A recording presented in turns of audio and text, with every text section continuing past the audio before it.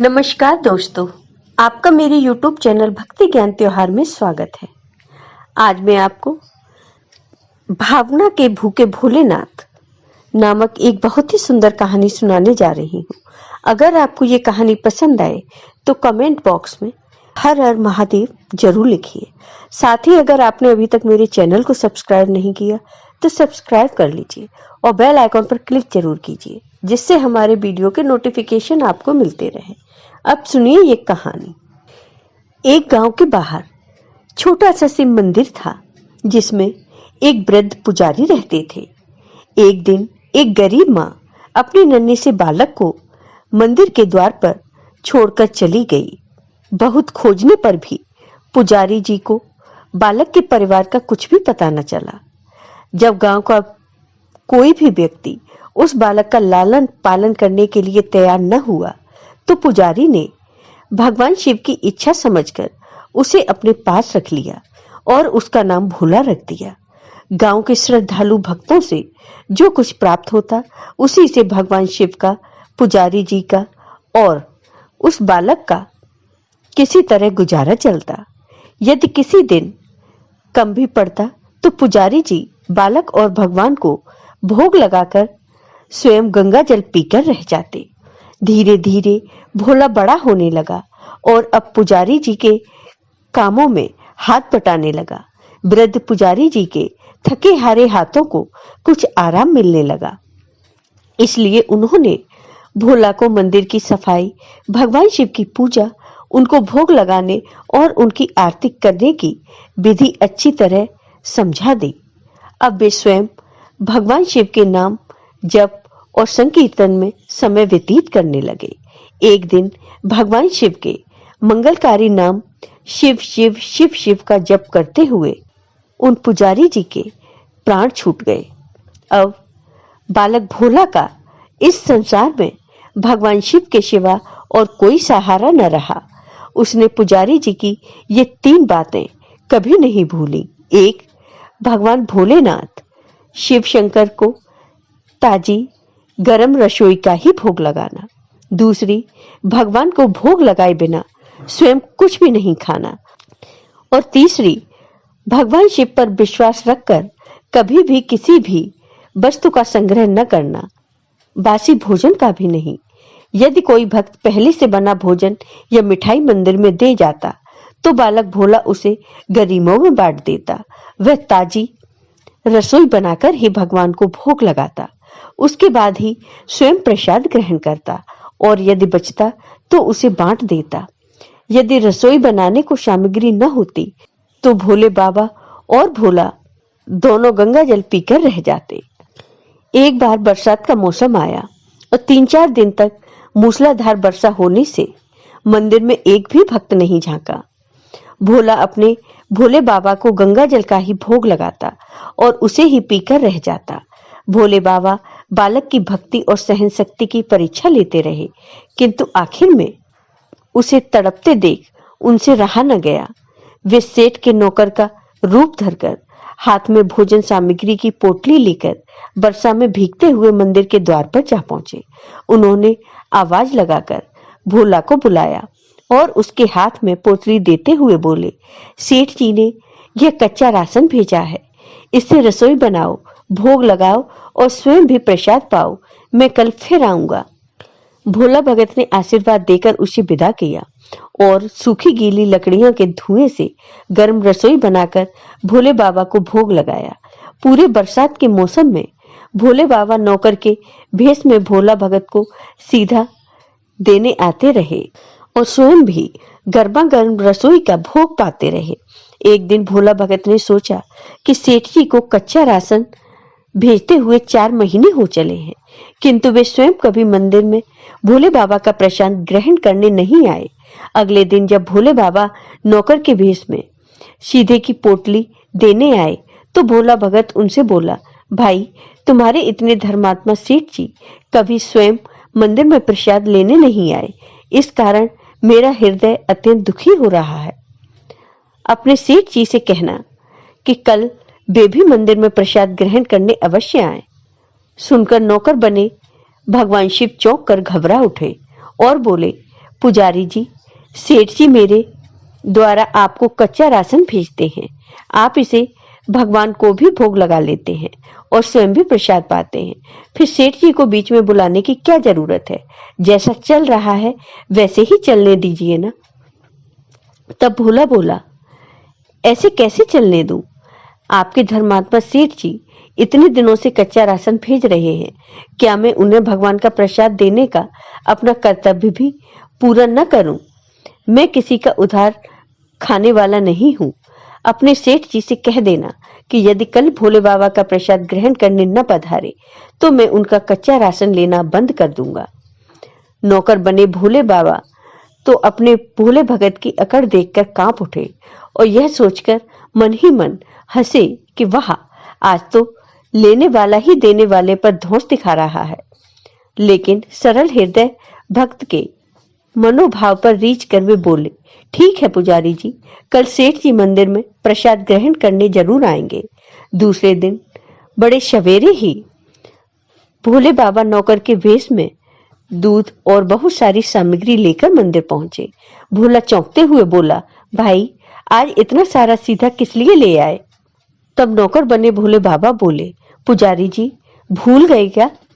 आज आपने सेठ जी को प्रसाद के लिए बुलाया है, इसलिए आप छक्कर रसोई बनाइए और भोले बाबा को भोग लगाइए। हाँ, यह तो बता दीजिए कि सेठ जी किस समय आए? भोला ने प्रसन्न होकर उन्हें सेठ जी के आने का समय बता दिया। अब भोला भगत की इच्छा पूर्ण करने के लिए भोले बाबा कैलाश पर सेठ का रूप धारण करने लगे। इधर अपने स्वामी को एक प्यारे भक्त के यहाँ जाने का समाचार सुनकर ममतामयी अन्नपूर्णा मां पार्वती भी भला कैसे पीछे रहती। वे भी पति की आज्ञा लेकर सेठानी का रूप धारण करने में जुट गई। भोले बाबा ने अपने गले में मुंडों की माला उतार दी।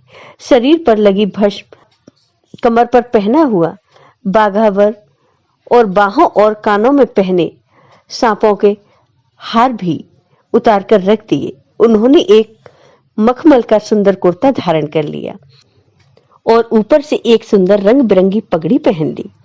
सदैव नंगे पैर विचरण करने वाले शिव जी ने आज अपने पैरों में रेशमी जूतियां धारण कर ली। हाथ का त्रिशूल और डमरू भोले बाबा ने नंदी के हाथ में थमा दिया और अपने हाथ में एक सुंदर छड़ी लेकर पार्वती जी के तैयार होने की प्रतीक्षा करते हुए कैलाश पर चहलकदमी करने लगे। इधर पार्वती जी घंटों से तैयार होने में जुटी हुई थी। उन्होंने आज अपने पति देव के नगर में बनी सुंदर बनारसी साड़ी निकालकर पहनी, जिसका रंग सेठ जी बने शिव जी के कुर्ते से मैच कर रहा था। उन्होंने सोने चांदी हीरे के जगमगाते हुए आभूषण धारण कर लिए। भोले बाबा के बार बार आवाज लगाने के बाद श्रृंगार कक्ष से बाहर निकलकर मां पार्वती आई। जब पार्वती जी और शिव जी ने एक दूसरे को सेठ सेठानी के भेष में देखा तो वे चकित होकर एक दूसरे को निहारते ही रह गए। दोनों एक दूसरे को देख देख कर निहाल हुए जा रहे थे। इससे पहले उन्होंने कभी एक दूसरे का ऐसा सुंदर रूप नहीं देखा था।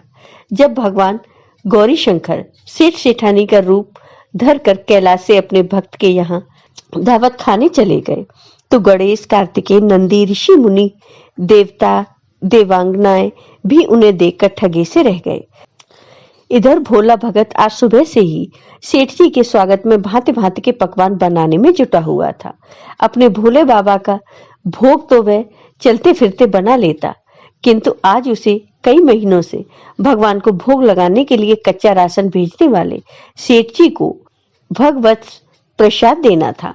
अतः आज उसने अपनी सारी पाक कला झोंक डाली थी। उसने सेठ जी द्वारा भेजे हुए चावल धोकर खीर बनाई, उसे धीमी आंच पर पकाकर गाढ़ा किया और उसमें सेठ जी के द्वारा भेजे हुए पिस्ते, बादाम, केसर, चिलगोंजे, किशमिश डाले।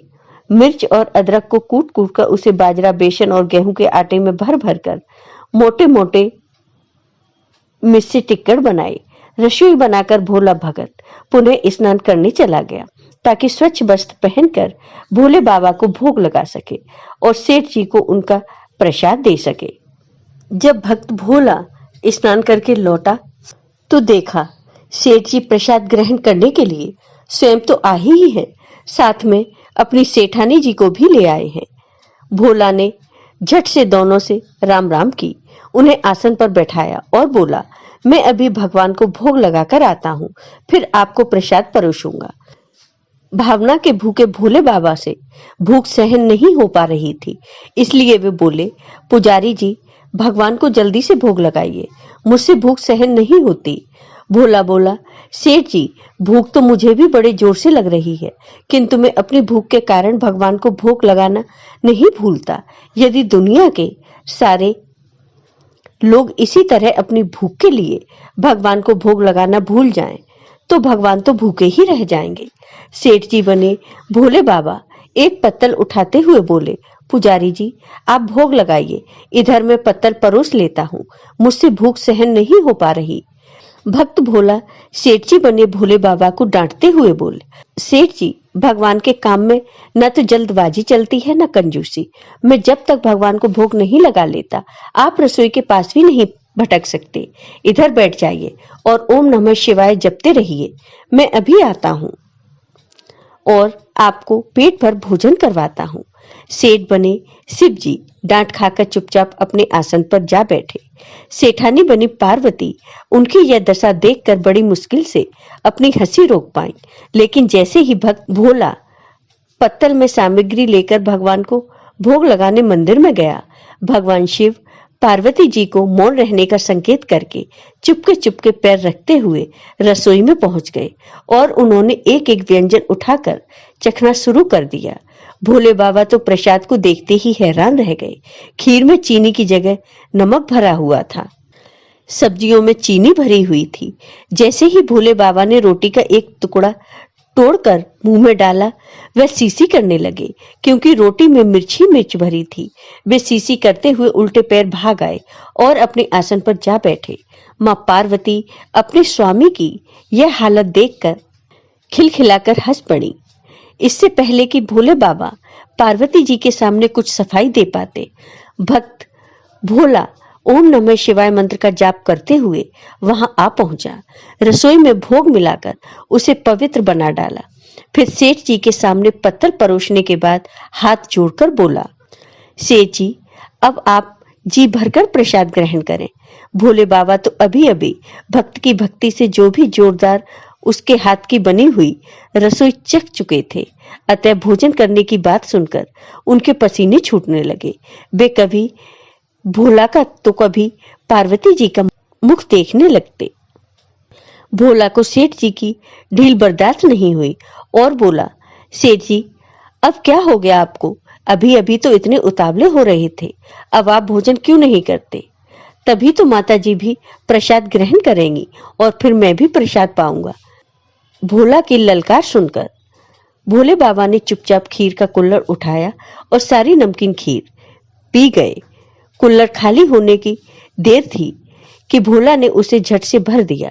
अपने प्रिय भक्त के हाथों से परोसे हुए भोग में भगवान को आज दोगुना स्वाद आ रहा था।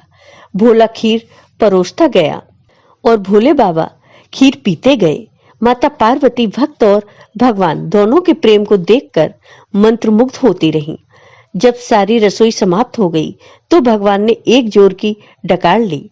भोला को होश आया और वह बोला, वाह सेठ जी वाह, मैं ही बावला था जो इतनी थोड़ी सी रसोई बनाई।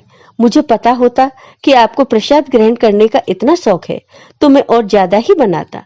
भोले बाबा अपने पेट पर हाथ फेरते हुए सेठानी बनी पार्वती जी की ओर देखकर मुस्कुराते हुए बोले, पुजारी जी मैं इतना रोज कहाँ खाता हूँ, किंतु आज प्रसाद इतना स्वादिष्ट बना था कि अपने पर बच ही नहीं रहा और खाता ही चला गया। किंतु तभी भोला रुआसा होकर बोला, सेठ जी वह तो आपने ठीक किया, लेकिन सेठानी जी तो भूखी ही रह गईं। ममतामयी पार्वती मां से भोला का रुआसा मुंह देखा नहीं गया। उन्होंने बची हुई खीर की 4 बूंदें खा ली। भोले बाबा द्वारा भोग लगाने से प्रसाद में अद्भुत अलौकिक स्वाद भर गया था। ऐसी सुगंधित और मीठी खीर चखकर जगत मां पार्वती तृप्त हो गईं और उनके तृप्त होते ही सृष्टि का प्रत्येक प्राणी तृप्त हो गया।